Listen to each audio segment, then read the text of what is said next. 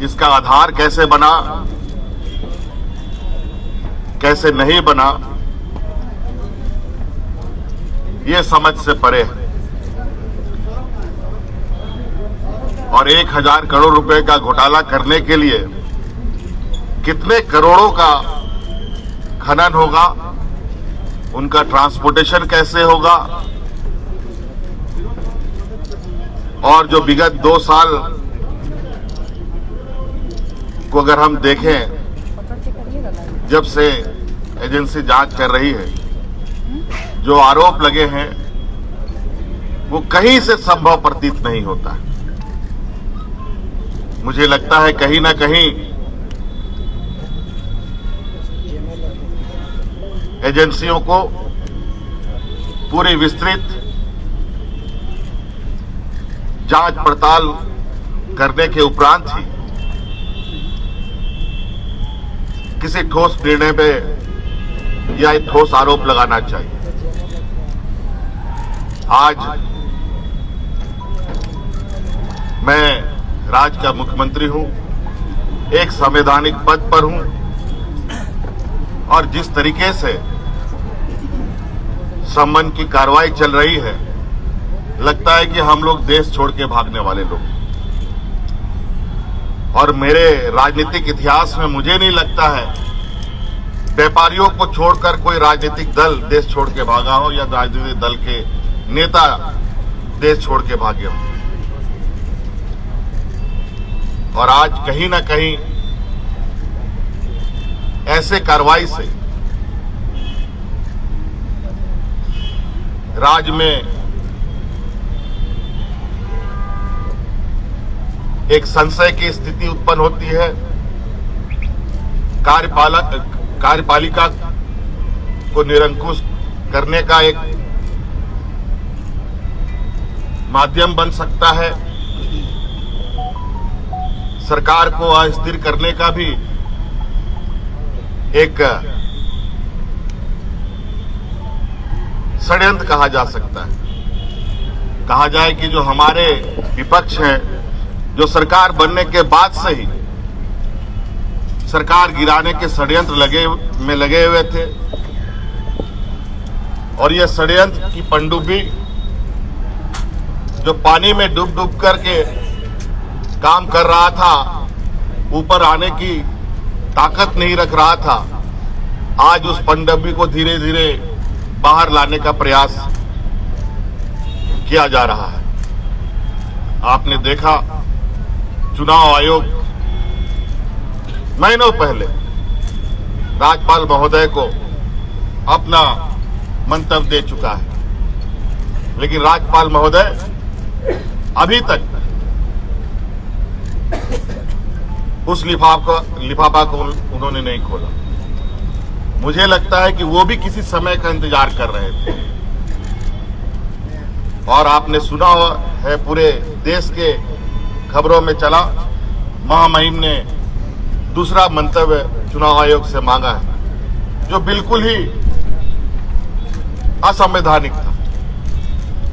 और जब हमने इसकी जानकारी चुनाव आयोग से लिया तो पता चला कि महामहिम ने कोई दूसरा मंतव्य नहीं मांगा, लेकिन खबरों में चलाते जरूर है, उनका बयान जरूर आता है, और राज्य में फटाके बम फोड़ने की बात करते हैं, और उनका बयान आता है, ईडी का समन चालू हो जाता है, और उसके बाद धड़ाधड़ सत्ता पक्ष के विधायकों पर छापामारी होती है, कभी इनकम टैक्स का, कभी ईडी का। बड़ा दुर्भाग्य। और जो मुझे अभी जो खबर आ रही है, और भी विधायकों के ऊपर, सत्ताधारी विधायकों के ऊपर ये छापा मारने की तैयारी कर रहे हैं। ये कहीं ना कहीं राज्यपाल भी राजनीतिक से जो संवैधानिक पद है, जिसको हम कहते हैं कि ये पार्टी से संबंध नहीं रखता है, निष्पक्ष का विचार आता है, लेकिन मुझे नहीं लगता है ऐसे कार्यकलाप से कि वो ऐसे षड्यंत्रकारी राजनीतिक को और दलों को संरक्षण दे रहे हैं। तो इसलिए मैं अपनी बातें जो मोटा मोटी जो आरोप एजेंसियों के तरफ से है उसकी प्रति आपको उपलब्ध कराया जा रहा है कि किस तरीके से जो आरोप है वो आरोप निराधार होता है।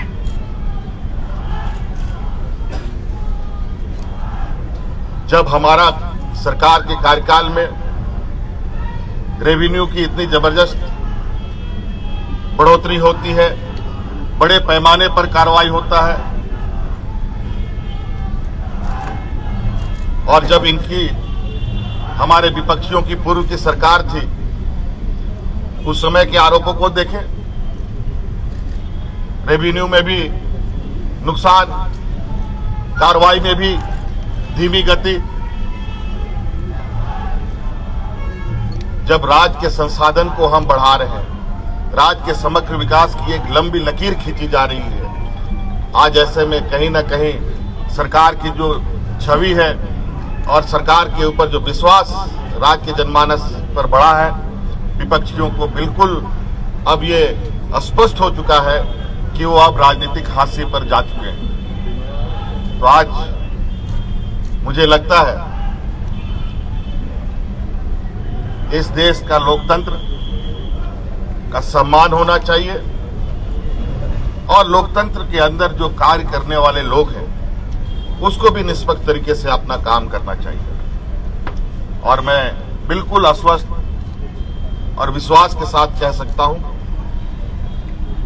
और आज मैं जा रहा हूं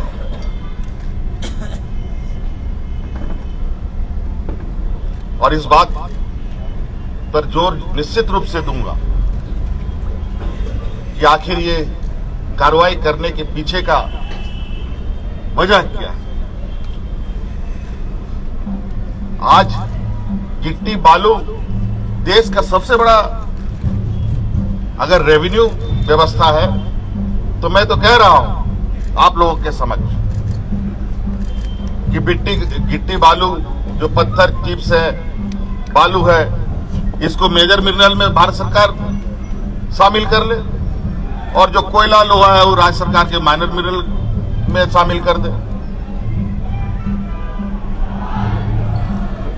मैं आश्चर्यचकित हूं कि इतने बड़े आरोप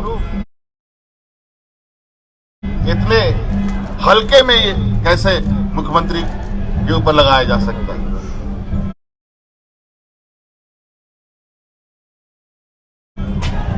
धन्यवाद। जोहार। सर लगातार षड्यंत्र हो रहा है, पेपर आपको मिल जाएगा और हमने दफ्तर भी उस पत्र को भेजा है और साथ में भी लेके जा रहा हूँ, हाथ भी दे।